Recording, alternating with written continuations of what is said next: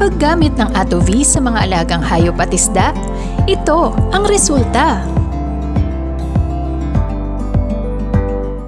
Huling nagbahagi si Sir Flor ng kanyang magandang karanasan sa patuloy na paggamit ng ATOV sa kanyang mga alagang hayop at isda sa kanilang mini-integrated farm sa Dinalupihan, Bataan.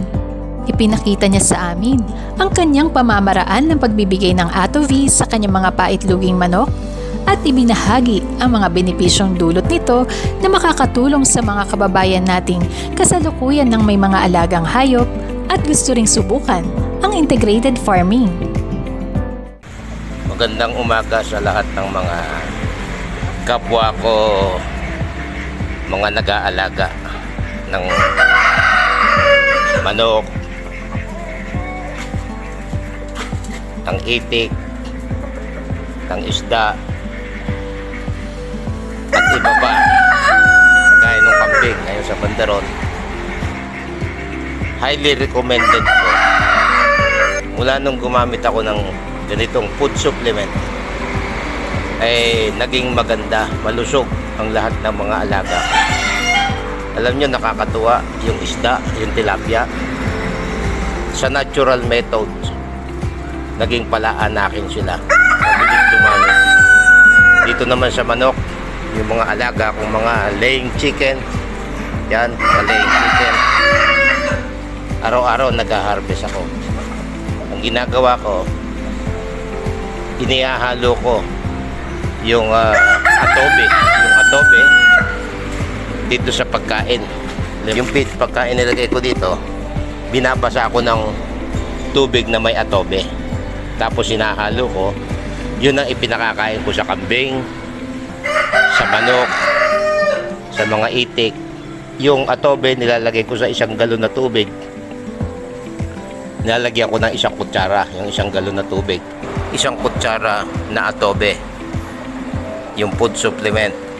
Pagkatapos, ganitong ginagawa ko.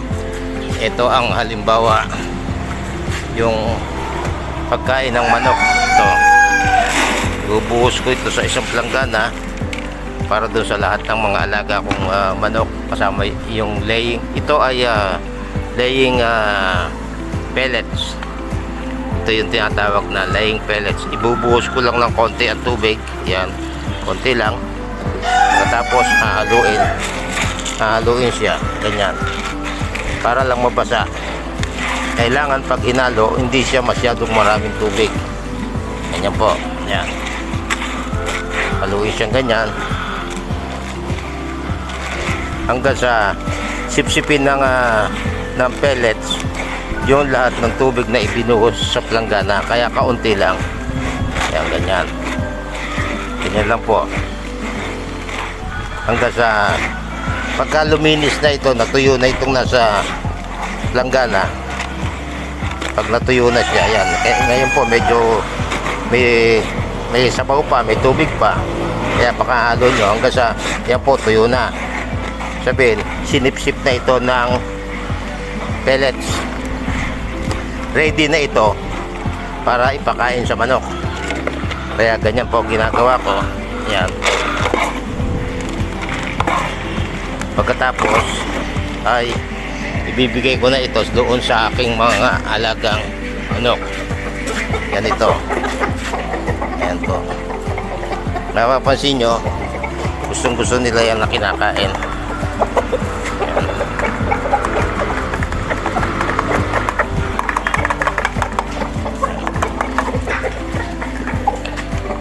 Yan lang po.